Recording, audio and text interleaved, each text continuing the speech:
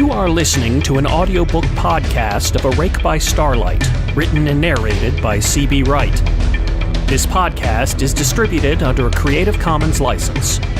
The author would like to apologize to the entire nation of Scotland for Cyrus Mack's accent. Chapter 1, wherein our hero is distracted by unprofessional behavior. Grif Vindh, captain of the Fool's Errand, squinted through his digital binoculars and frowned. The frown deepened for a moment, then faded with a sigh as he dropped his arm and turned to his two companions. "It's not the double-cross that bothers me," he said finally. "Well, it bothers me a little. It makes everything more complicated than I'd like. But what really bothers me is that they obviously didn't put any effort into it." "Let me see."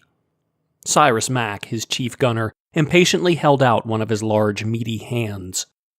Grif shrugged, handed the binoculars over, and waited patiently as the big man looked through them for a moment, then scowled. "Oh, Grif, that's pathetic." "I know," Grif said. "That's my point. I have half a mind to go down there and tell them to stop being idiots and ambush us properly." "There's 4 of them."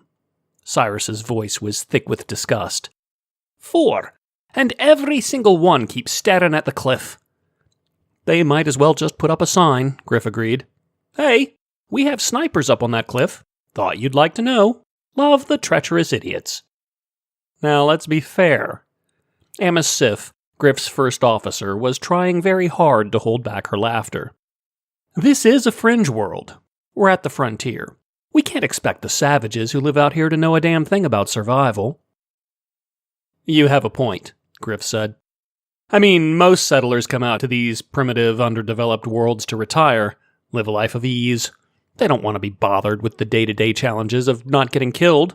Out here in this wilderness, away from the comforts of modern society, I'm sure it's very easy to stop thinking about the various and sundry ways their lives could end in a permanent and brutal fashion." Sharp, clear laughter rang out as Amos gave up trying to hold it back.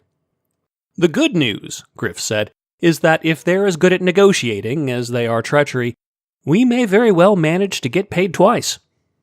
Grif Vindh was a man of average height and build.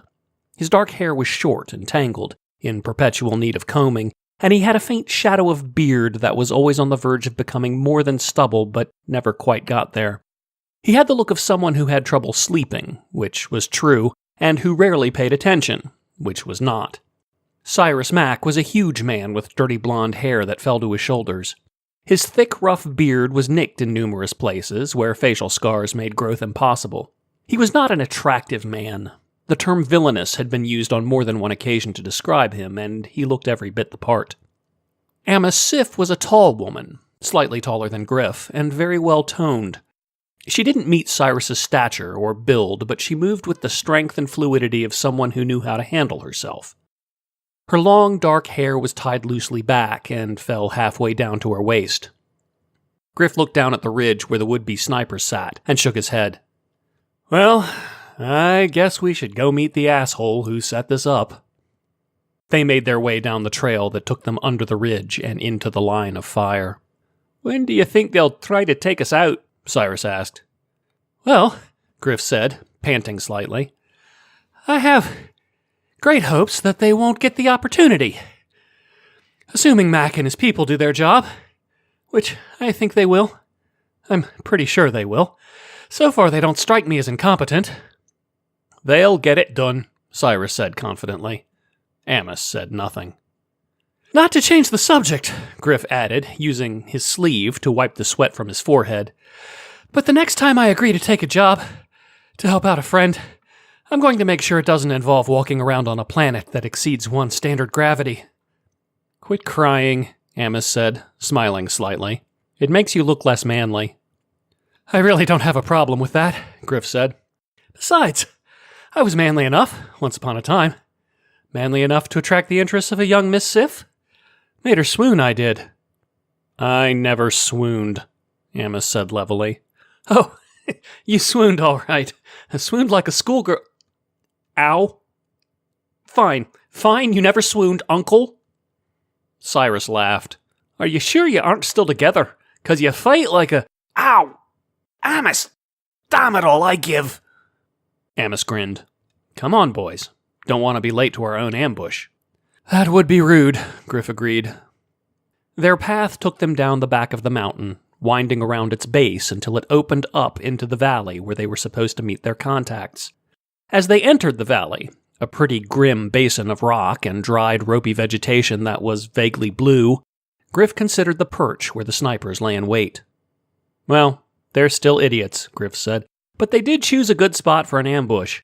If they were at all competent, we'd be sitting ducks. Why would Dak do business with them? Amos asked. I've been trying to figure that out for hours. He has better standards than this. 2 possible reasons, Grif said. First, Captain Wallace has a reputation for... Well, if you try to double-cross him and you fail, things don't go well for you, and they don't go well for you for a very long time. He is vindictive, Cyrus agreed, especially when you get his dander up, and double-crossing him does that. So it's entirely possible these guys never tried to cross him because they're scared of him, Grif said. Not that I'd blame them. I consider him a friend, and I still get a little uneasy around him from time to time. He's good people, Cyrus protested. He's a smuggler, a pirate, and a thief, Amos said. Well, so are we, Grif said, and we're good people. Amos stopped walking, turned to look at Grif, and raised an eyebrow. Well, we're fun people. You said there were 2 possible reasons, Amos said. What's the second? Oh, Grif said, right. The second reason is that Dak's usual contact died and a moron got a field promotion. A few minutes later, the tiny figures at the far end of the valley began to move in their direction. I think the incompetent double-crossers just noticed us, Amos said. Excellent. Grif looped the thumb of his right hand in his holster belt, hand resting near the grip of his pistol. Let's get this over with and go home. He raised his other arm in greeting. The group halted a moment, then the man in front raised his arm in return. A moment later, they resumed walking. 2 of them are hiding weapons under their clothing. Cyrus kept his voice low and conversational. The man in the black vest and the man in the blue scarf? Amos kept her voice just as low, acting for all the world like she was commenting on the weather. I was going to say the man in the blue scarf and the man in the skull cap, Cyrus said. But now that you mention it, yeah, the man in the black vest too. Skull cap, Amos said. I see it now. So, 3 men armed. They're all armed, Grif said. Cyrus frowned. I don't see a weapon on the 4th guy. Me either, Amos said. Neither do I, Grif said, but if I'm the 4th guy and I notice the other 3 brought guns, I'm going home and getting mine. They watched the 4 men approach in silence. Finally, Grif muttered, It's option 2. Moron got a field promotion. Yeah? Cyrus asked. How can you tell? The guy in front is the leader, but he's way too happy about being in charge. He looks like someone just gave him a shiny new toy. He's not used to it, and the other 3 aren't used to it either. They're on edge, and it's not because of us. It's him. He hasn't earned their fear or their respect. Agreed, Amos said. They'll throw him under at the first sign of trouble, which makes life easier for us. They lapsed into silence as they watched the 4 strangers approach. They were human, but their skin was very bright red, so bright it almost glowed in the harsh afternoon light. It wasn't a natural pigment, Grif was certain of that. He suspected they were wearing some kind of ointment that protected them from prolonged exposure to the sun. They were all dressed in dark gray work pants with large side pockets and cheaply made loose-fitting tunics. One of the men wore a dark red skull cap. One wore a blue scarf tied loosely around his neck. One wore a black utility vest that hung open over his tunic, and one wore a self-satisfied smirk that made Grif want to punch him in the mouth. The men came to a halt a short distance from Grif, Amos, and Cyrus. Short enough for them to talk, long enough to stay out of the way of sniper fire, assuming the snipers on the ridge were any good at their job. The 2 groups watched each other in an awkward silence that grew more uncomfortable as time stretched on. Finally, Grif focused on the smirking man in front and said, You Luke? The expression on the man's face relaxed into one of careful neutrality. Luke can't make it. Broke his leg in the mines. Can't travel. I'm Alcyon. I'm handling this for him." Grif noticed the man with the skull cap tighten his jaw. At least one of them was not happy about the way Alcyon was handling this. Grif nodded. "I'm Grif Vindh. I captain the Fool's Errand. Why didn't you let us drop the goods in your town? Would have been a lot easier, logistically speaking. Not sure why you wanted to meet here first." "Just being cautious," Alcyon said. "We usually do business with Captain Wallace. We've never heard of you before. It's possible he asked you to take this run for him. It's also possible you're pirates. He took his cargo and are now trying to figure out whether we're worth going after as well." It wasn't an unreasonable concern. Most fringe worlds weren't formally part of any particular government. The ones that were had to fend for themselves until the governments found a reason to care about them, making it an association in name only. This made them attractive targets. If they hadn't discovered the ambush beforehand, Grif might have found it plausible. Alcyon looked at the three of them and frowned. "Where is the cargo?" "On my ship," Grif said. "Why is that?" Alcyon's voice had a slight edge to it. "Are you trying to cheat us, Captain Vindh?" "No," Grif said, "but that's a lot of cargo, and we're being paid for one delivery. Tell us where you want it, show us you can pay for it, and we'll drop it wherever you like." Alcyon frowned. "I don't think... Look," Grif said. "Normally I'd be happy to let this play out to its amusing and humiliating conclusion, but I'm getting impatient and I'd like to be on my way. I don't particularly like dealing with idiots. I don't mean you, fine gentlemen. I don't blame you for this at all. I'm talking about your, leader here. And I don't like being double-crossed. But what I really object to is when the person trying to double-cross me does such a piss-poor job at it. I mean, you arrange a meeting in the middle of nowhere, and it doesn't occur to you we might suspect an ambush?" Alcyon's eyes widened in alarm. "And you thought we were going to bring the cargo with us? Really, that's the best part of this whole thing. You thought we were going to set a 25-ton ore processing station down right here on this spot, and you didn't bring anything with you to carry it off?"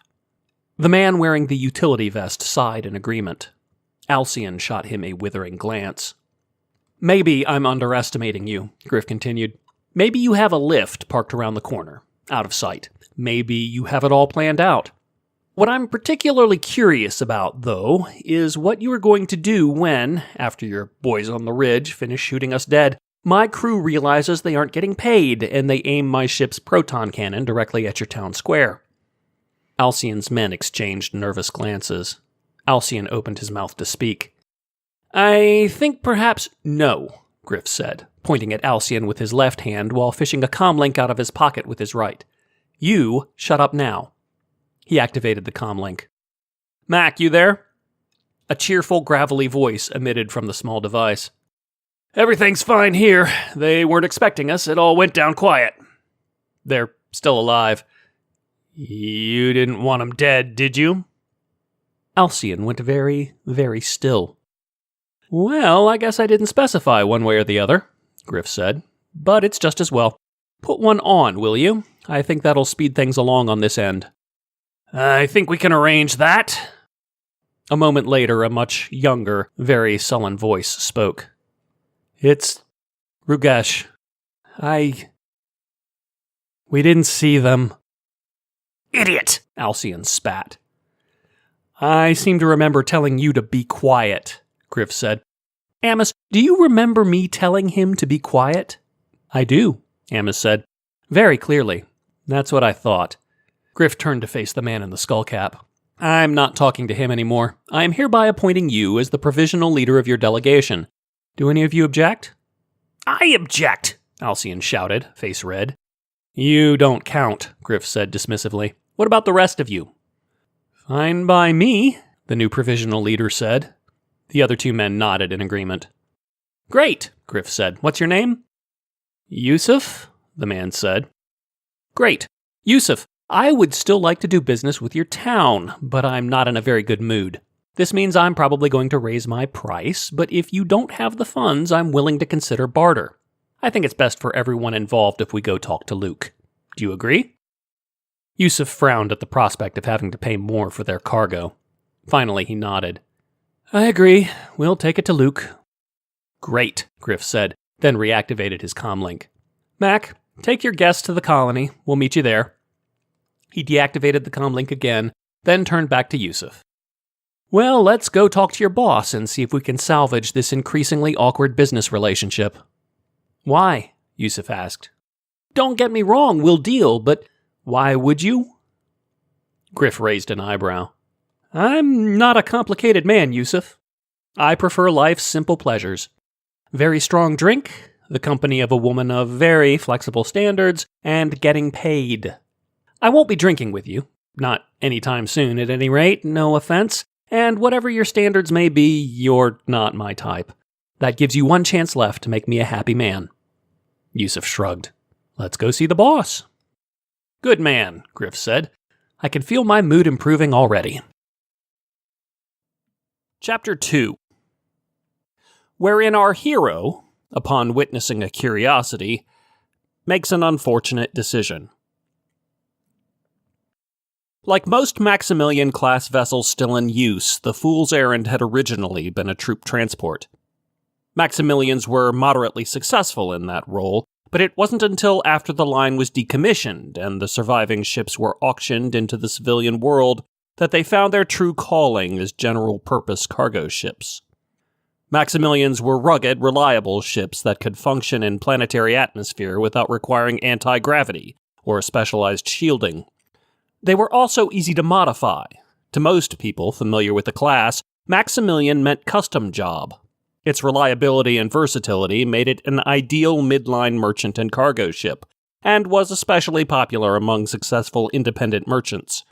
It was also popular among smugglers and pirates, though some claimed that a successful independent merchant was, by definition, one or the other. Grif loved his ship. The bridge of the Fool's Errand kept to the original floor design. The main area was rectangular, with rounded edges, terminal stations lining the bulkhead walls. 2 sat at the fore of the bridge, the sensor station to port, navigation to starboard.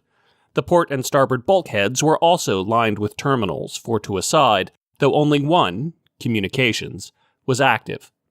In the middle of the bridge, a ramp sank down into the pilot's nest. The pilot's nest sat below and forward of the bridge proper, encased in a transparent alloy that gave the pilot a magnificent view. It was the kind of view, Grif thought, that suggested very strongly the bridge was designed by a pilot. He'd heard far too many people criticize the pilot's nest as impractical and dangerous, especially for something originally intended to be a military craft. Better to place the pilot's station in the middle of the ship, was the common refrain, and simply surround the pilot with sensors and screens. Any pilot worth his salt could fly the ship just as well that way, and they'd be far better protected.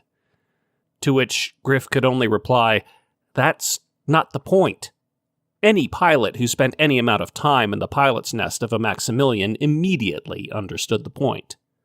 Grif loved his ship. Amos sat in the navigation station, tying her hair back into a tight braid. Far more practical when they ultimately switched over to zero gravity than the loose ponytail she usually wore planetside.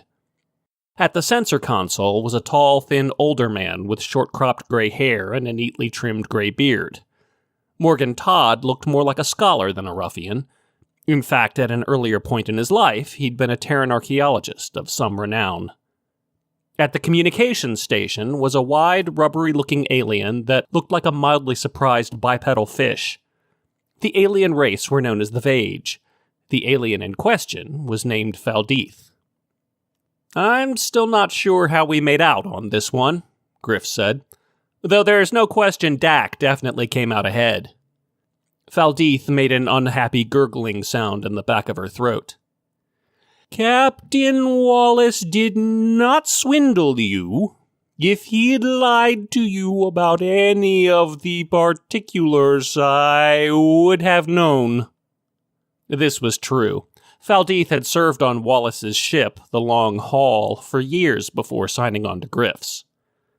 Grif released the catch on his chair and slid it backwards. It moved smoothly out of the pilot's nest, traveling up a set of rails that brought it into the bridge proper where it clicked into position. I'm not saying he swindled me. I mean, we are friends. He wouldn't do anything to actually try to get me killed or make me go broke. The ambush thing, that's a minor detail, something I'll use against him to force him to buy us a round of drinks. Amos laughed sharply. That'll give me a chance at redemption. Every time Dak and Amos wound up in the same bar, they invariably tried to drink each other under the table. Amos almost always won, but lately they were ending in ties. This bothered her a lot.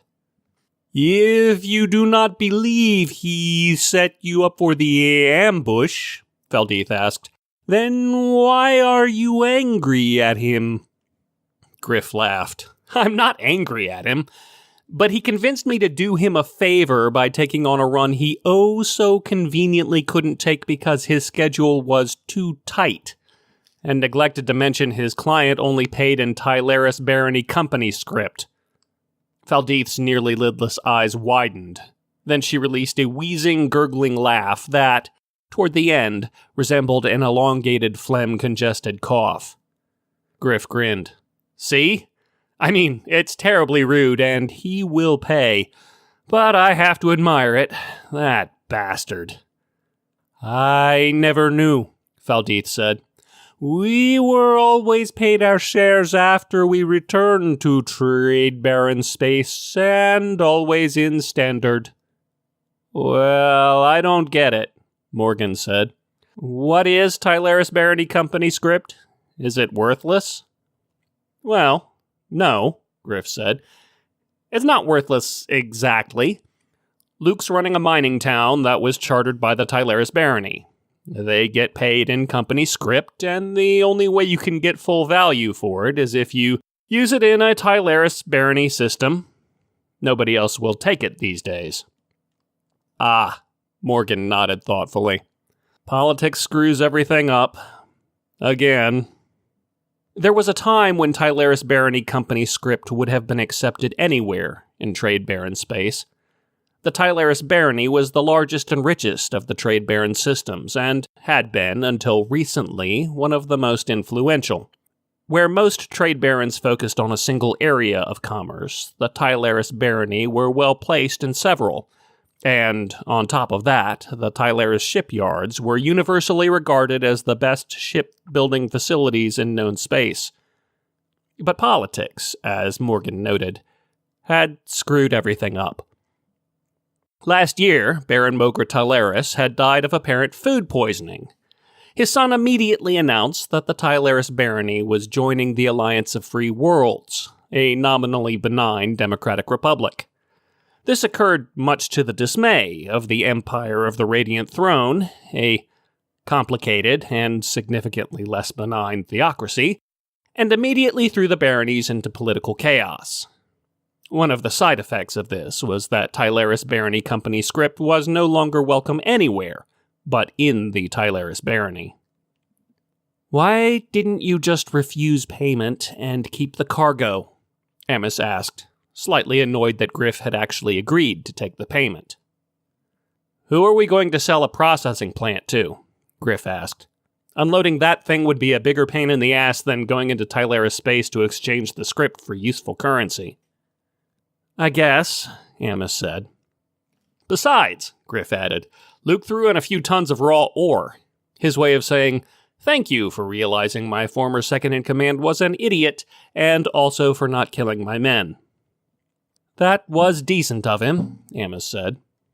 I didn't get that either, Morgan said. I mean, I'm sure they're doing quite well, but isn't that what they came to mine? Lobbing it off on us doesn't make a lot of business sense. It makes an enormous amount of business sense, Grif said. The Tylaris Barony isn't going to start paying attention to them until they start making serious money. Until then, they depend on independence for trade and materials. And they can't afford to have a reputation for trying to knock off the people they do business with, Amos finished. We're being bribed. Morgan thought about it. 4 tons of Herendium R is a pretty good bribe. Grif nodded. That's another reason I accepted the script. With that, he released the lock on his chair and slid down the rails back into the pilot's nest. He flipped a switch at his console, activating the shipboard intercom. Kitka, we'll be leaving orbit soon. How are we on fuel? Kitka, the ship's engineer, was a 2.5-meter tall, hyper-intelligent centipede. In its clicking speech, it reported that they had enough to get back to the refueling depot in Tularane, but not much farther than that. Well, it's not what I wanted to hear, Grif said. We can stop by Uru and scoop up some hydrogen if you'd like. Kitka replied that the gas giant was technically property of the Tyleris barony, and that skimming hydrogen from it would make them liable for a refueling tax. You're forgetting the part where we're hardened criminals, and there's nothing they can do about it. After a short silence, Kitka agreed that having a little more fuel would be nice. Right, Grif said. Amos? Before he could say anything else, a course to Uru appeared in one of his displays. Grif grinned. You know me so well. Morgan, let's keep our eyes open. It would be really inconvenient if this was the day the barony decided to start policing the system. Morgan chuckled. Yeah. The intercom crackled and Cyrus Mack's voice broke in. Money on getting away scot-free. A moment later, Kitka replied that it would take that bet. Once again, the bug bets against its captain, Grif said cheerfully. I should start putting money on that. No one would bet against you on that, Amos said. Kitka might. The crew prepared to break orbit and worked their way up to 3% light speed in relatively short time. The Ubachi system was small, and it wouldn't take more than a day's travel to Uru. And then, once refueled, another day to get far enough out of the system gravity well to make the jump to TAC. Grif. Morgan's voice was less bored than usual. Got something odd here. Grif frowned. Odd how? I'm picking up radiation. The Fool's Errand was equipped with military-grade scanners, which meant that, along with superior range, it was able to detect wavelengths that standard sensors could not. Well, sure, Grif said. Uru's probably going to be pretty busy in that respect. Not Uru, Morgan said. This isn't like that. I've seen it before. It looks like a damaged fusion drive. Grif's frown deepened. Are you sure? Well, no, I won't be sure until I actually see a ship with a damaged fusion drive, but I thought you should know. Yeah. Grif sighed, flipped on the intercom, said, stand by, then flipped it off again. Okay, start looking, and when you find it, put it on monitors. Minutes passed. Grif could hear Morgan working furiously at his station. Then, suddenly, Morgan exclaimed, got it! And a monitor at Grif's station blinked to life. There were two ships. One had a very badly damaged drive and was venting both fuel and radiation into space. The other, the aggressor, looked like it was preparing to board. Pirates, Grif muttered. That's awkward. Faldeeth, are you getting any communication from either ship? Too far away, Faldeeth said. But there is something strange. Neither one is emitting a signature key. A signature key was a unique identifier carried by every ship in civilized space. Any ship that wanted to do business needed one, and any ship that didn't have one was usually considered hostile. Even in trade-barren space, where rules were malleable and bribery made it possible to overlook a multitude of sins, the lack of a signature key was grounds for immediate attack with no quarter given. Every reputable shipyard embedded a signature key in every vessel they built, as a matter of course, and every disreputable shipyard offered services that allowed a crew to disable a signature key or even switch over to a false identity. That's standard practice for piracy, Grif said, so I don't... Wait, did you say neither one? Correct, Faldeeth said. Neither the victim nor its attacker. Grif, Amos's voice was tense. Look at the ships. Morgan had managed to get a pretty good picture of them now. Grif raised an eyebrow. Yeah, he said. They look pretty new. That's unusual out here. More than that, Amos said. Look at their colors. Huh? What are you... Grif stopped in mid-sentence as he saw the markings on both ships. Son of a bitch! They're both Tylaris ships. Morgan shook his head in confusion. That doesn't make any sense. Those are active service ships, not pirate ships. Why would one Tylaris ship attack another? Because politics makes people crazy, Grif snarled. And we're getting a full frontal of crazy right now. He stared at the screen for a few minutes, weighing his options. Amos, I need an intercept course at maximum burn. Almost immediately, his terminal received the new information. It'll take about 4 hours, Amos said, but we'll definitely need to refuel after that. Thanks. Grif turned on the intercom again. Crew, Morgan detected 2 no-sigs fighting it out near the gas giant. It looks like they both might be in-service Tylaris ships. We're claim jumping, intercepting in 4 hours, 3 minutes. He took a deep breath. Turn off our signature key.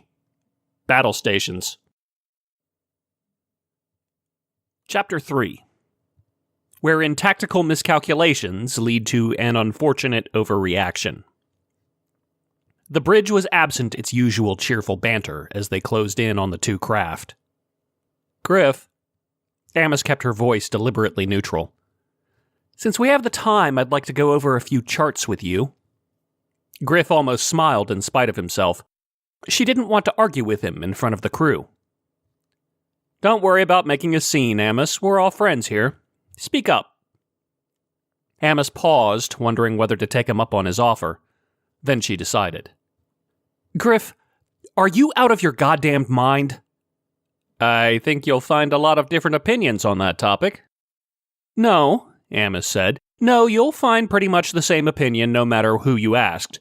There will be a lot of different qualifications and clarifications and nuanced responses, but by and large, anyone who spends any time with you will eventually believe that you are out of your goddamned mind. So it was a rhetorical question, Grif said. Well, that's no fun. Grif, I was hoping for a chance to at least defend my sanity, but if everyone already believes I'm nuts, what is the one thing you hate more than anything else in the world? Amos asked. Taxes, Grif said promptly. No, wait. Tariffs. I do hate taxes, but tariffs are a lot more politics, Amos growled. Well, that's usually the root of both, Grif agreed. So why are we getting involved in this? Grif sighed, made sure their heading was set, then pushed his chair all the way back along the rail until he emerged into the bridge proper. Amos stared at him, her expression a mask of tightly controlled anger. This isn't politics. Not 5 minutes ago you said I said they were involved in politics, Grif said. They are 2 Tylaris barony ships trying their damnedest to blow each other to pieces in the name of politics. Yes, I'm pretty sure of that. We, on the other hand, are not engaging in politics. We're engaging in far more respectable behavior. What behavior is that? Amos asked. Piracy. Look, Amos, I couldn't care less why those ships are here. It's probably political, which makes me a little crazy, but the fact is that those are 2 new ships, all alone in the middle of nowhere, one just crippled and the other, well, probably took fire on its own. It's wounded. There's blood in the water, Amos, and we're the only ones around to taste it. Are you suggesting we pass that up? Yes! Amos's eyes flashed. Stay as far away as possible from the Tylaris barony. Don't let anyone think you're playing their political games. There's no profit in that. There's just, this isn't politics. Grif let a little anger creep into his voice. This is opportunity. Tylaris ships are valuable. Tylaris tech is valuable. If nothing else, what we scavenge off the carcass of those 2 boats... I've identified them, by the way. Morgan cut in smoothly, voice casual, as if he were completely unaware that they were arguing.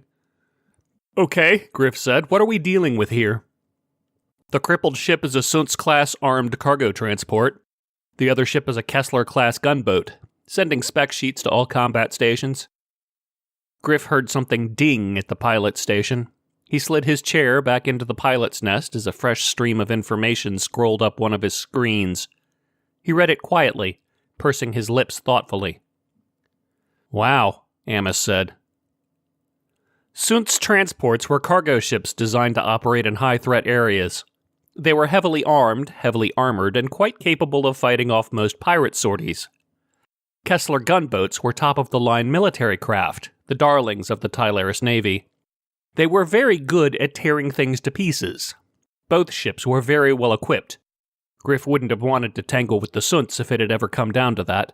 The fact that the Kessler had taken it out with little apparent effort didn't thrill him. "So, Grif," Morgan's voice was still casual. "Can we take that thing?" "Yes," Grif said. There was a short pause. "Really?" Grif frowned. "Maybe." "What does that mean?" Morgan pressed. "Is that a I'm saying maybe because there's a chance but I haven't worked out the odds, or is that a I'm saying maybe because I don't want to say no in front of Amos?" "If you'd asked me last year, I'd have said no way," Grif said, "but we did the refit, and then we did the other refit. We're not running with standard parts. Our main cannon can punch through their hull if we get the shot, and no matter how fast that gunboat might be, I can outfly it." "Our main cannon is pretty impressive," Morgan said. "The Tylaris barony agrees. They put 4 of them on the Kessler." "Well, it won't be an easy fight," Grif admitted. "We might die a horrible, fiery death." "That's our captain," Amos said. "Optimism and sunshine." "Hey, that was sunshine. Sunshine in space is pretty much the standard for fiery death." Faldeeth gurgled unhappily. "For some reason, I imagine this job would be quieter." "Boy, did you call that wrong," Morgan muttered. Grif turned on the intercom. "All stations report." "Gun Bay 1, Cyrus said. "Should we focus on the cargo ship at all, or just the gunboat?" "Good question," Grif said. "Morgan?" "The cargo ship is out of the picture," Morgan said. "The only way it poses a threat at this point is if you run into it." "Right," Grif said. "I don't have any plans to do that. Cyrus, stick to the one that can actually shoot back." "Well then, Gun Bay 1, ready." Gun Bay 2. Cutter Finn's laconic drawl came through clearly. "Ready." Gun Bay 3. Hari Kosk, the third gunner, sounded a little bored. Invaji didn't always express emotion the same way humans did, so Grif wasn't sure if he was actually bored or if his emotion wasn't translating through the intercom. "Ready." Kitka checked in to state that other than their low fuel supply, the engines were in good shape. The intercom clicked again. Mac here." Mac Wallen sounded a little nervous. "We're just hanging out in general quarters till you need us." "We're turning off gravity in a minute," Grif warned. "Don't start anything messy." "I'll tell Sar to put the paints away," he replied. "He'll be disappointed." Grif grinned. He heard Morgan laughing softly. "You do that." He turned the intercom off. "I like him," Morgan said. "Amos, you trust them yet?" "No," Amos said. Grif could practically feel Morgan rolling his eyes. "What's it going to take?" "It's nothing personal," Amos said. "I don't mistrust them, we just don't have any history yet." "Faldeeth is new too," Morgan pointed out. "You trust her." "Faldeeth was part of Dak's crew for years. She's been vetted." Faldeeth emitted a satisfied gurgle. "We can talk about the new guys later," Grif said. "Let's focus on why this gunboat is bothering me." The bridge fell silent. "Didn't we just have that argument?" Amos asked. "I don't mean conceptually," Grif said. "I mean tactically. This gunboat is bothering me tactically. It's bothering me very, very much." "Okay," Amos said. "Why is this gunboat bothering you?"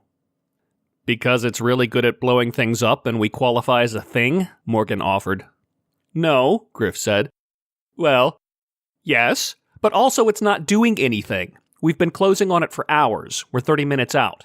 If they haven't noticed us at this point, their sensor tech is incompetent. But they're just sitting there." "Hold on," Morgan said. He keyed in a command. "Well, they're not just sitting there. There's something shuttling between the transport and the gunboat. It's too small to see with any detail on my sensors, but I think it's a boarding craft. I think they sent out a boarding party. It's returning to the gunboat. Okay, Grif said. That's interesting. And now they're doing something else, Morgan said. They're getting ready to fire. That's stupid, Amos said. We're 30 minutes out. There's no way they'd be able to... Energy erupted from the gunboat and sliced through the damaged ship. That seems a bit petty, Grif said. Does anyone else think that was petty? They obviously don't want anyone else boarding it, Amos said. Yeah, like I said, petty. The damaged ship shuddered from the attack, and the gunboat opened fire again. This time, their guns targeted their already damaged engines. Bad call, Grif said. They're too close to the cargo ship's fusion drive exploded, engulfing it in a bright halo of light. The engine incinerated in the blast, and a third of the hull was ripped to shreds, sending shards of alloyed metal flying. The gunboat was caught in the blast, and for a moment it went opaque as its screens tried to absorb the full force of it. A moment later, the screens fell, and the ship's hull buckled from the force of the explosion. Morgan, what do you see? Analyzing it now, Morgan said. Well, the gunboat's in pretty bad shape. Hull breaches in multiple locations, port cannon is gone. There's a lot of heat venting out of the fusion drive. I'm feeling a lot better about this fight. The ship tried to turn, shedding a good portion of its outer hull in the process. That's pretty pointless, Amos said. No way it can outrun us. If it tried, it'd probably fly apart, and there's no way it'll hold together if they try to jump to tack. Tricky ethics here, Grif said. They're basically crippled. It's usually sporting to radio and offer assistance, isn't it? You're not going soft on us, are you, Grif? Amos asked. I'm just asking a question. At this point, going after them sort of feels like kicking a dog. I like dogs. They're not flying a signature key, Amos said. They don't deserve mercy. Amos, Morgan said, we're not flying a signature key either. I never said we deserved mercy. No, Amos is right, Grif said. They blew up another ship to keep us from boarding her. No self-respecting dog would do something like that. I doubt they'd accept our assistance anyway. I think you're right, Morgan said. I'm noticing some very interesting energy readings from the gunboat's engines. I think they're going to blow the ship. Grif stared at his screen. I don't see anything. You're not sitting at my station. I'm getting all kinds of fascinating wavelengths over here, and it's telling me the ship is going to... Tiny flashes of light burst forth from what was left of the hull around the gunboat's engines. The tiny explosions expanded, growing in intensity, until suddenly the sides of the ship split open. Then the entire ship was torn apart. Ship blew, Morgan said. So it did. Grif stared at the spot on his screen where the ship used to be. Amos, set the screens to flicker. I expect we'll have tiny bits of gunboat bouncing off the hull eventually. The view started to strobe as the Fool's Errand screens turned on and off in rapid succession, giving the ship some protection while also allowing the sensors to work at a reduced capacity. The intercom clicked to life. Grif, what's going on? Cyrus sounded annoyed. Am I going to get to shoot at anything or not? Not. Grif looked at the remnants of the destroyed gunboat and sighed softly. It wouldn't share.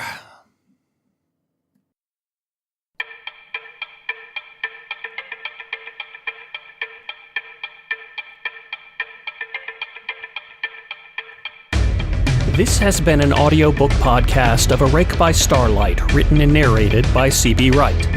It is published as part of his Patreon campaign, where he creates serial fiction and other acts of publishing villainy. To support this podcast and gain access to other rewards, consider subscribing at patreon.com/eviscerati. That's patreon.com/EVISCERATI. A Rake by Starlight is the sequel to Pay Me Bug, originally published in 2011 and available in ebook and trade paperback format through Amazon, Barnes & Noble, Kobo, and other online retailers. This podcast is distributed under Creative Commons Attribution, Non-Commercial, Share-alike 4.0 license. You are free to copy, distribute, and modify this podcast as long as you properly identify C.B. Wright as the original creator. Also, you cannot charge money for copying, distributing, or modifying this work. More information about this license can be found at creativecommons.org. The music used in this podcast, Neutralized Bomb, was composed by Snow Music Studio and is licensed through melodyloops.com. It is not included in the Creative Commons license and must be licensed separately for derivative works.